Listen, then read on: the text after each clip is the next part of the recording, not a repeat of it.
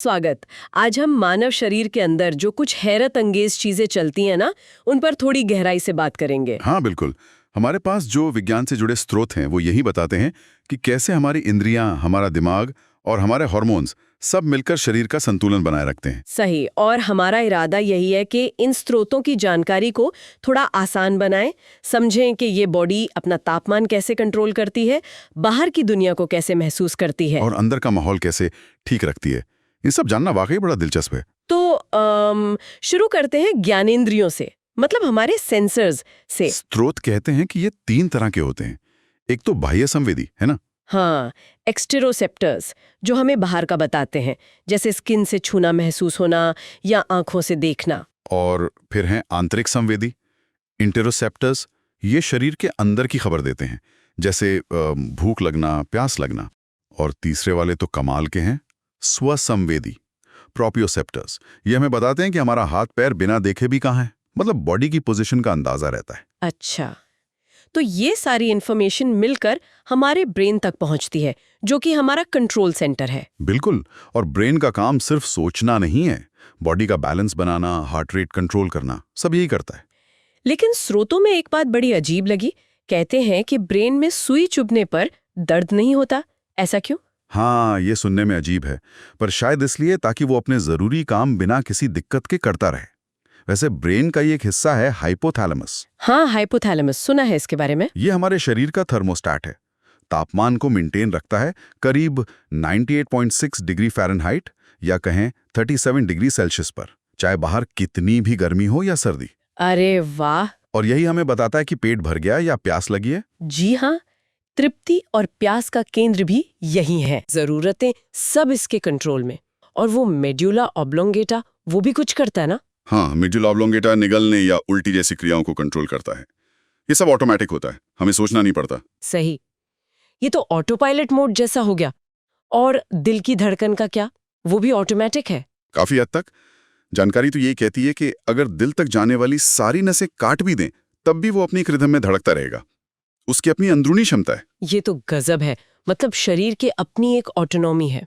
अच्छा, नसों की बात चली है, तो वो पावलोव वाला एक्सपेरिमेंट था ना कुत्तों का? हाँ, इवान पावलोव का वो कंडीशनिंग वाला प्रयोग। हाँ, वो क्या चीज थी असल में? अनुबंधित प्रतिवर्त क्रिया? वो दरअसल सीखने की एक प्रक्रिया है। पावलोव ने दिखाया कि कुत्ते घंटी बजने को खाने से जोड़ना सीख गए। फिर सिर्फ घंटी सुनकर ही लार टपकाने लगते थे, भले खाना न मिले। अच्छा, मतलब हमारा नर्वस सिस्टम अनुभवों से सीखता है और अपनी प्रतिक्रियाएं बदलता है। बिल्कुल। एक तरफ दिल का अपने आप धड़कना जैसी अंदरूनी लय है, तो दूसरी तरफ ये सीखी हुई प्रतिक्रियाएं भी हैं। दोनों तरह से काम करता है हमारा नर्वस सिस्टम। कमाल है। अब जरा संवेदी अंगों पर आते हैं। जैसे आपने कहा, संतुलन बनाने में कान का भी रोल है। हाँ, कान का अंदरूनी सा अंतःकरण, जिसे इनर ईयर कहते हैं, ये सुनने के साथ साथ बॉडी का बैलेंस भी संभालता है। और आंखों में वो जो शंकु कोशिकाएं होती हैं, मतलब कोन्स, वो रंगों के लिए है ना? जी हाँ, उन्हीं की वजह से हम रंगों में फर्क कर पाते हैं, वरना सब ब्लैक एंड व्हाइट दिखता। और उम्र के साथ जो नजर कमजोर होती है, प्रेसबायोपिया कहते हैं शायद। हाँ, प्रेसबायोपिया, उसमें पास का धुंधला दिखता है। और एक होता है मायोपिया, निकट दृष्टि दोष, उसमें दूर का धुंधला दिखता है। उसके लिए तो अवतल लेंस लगता है।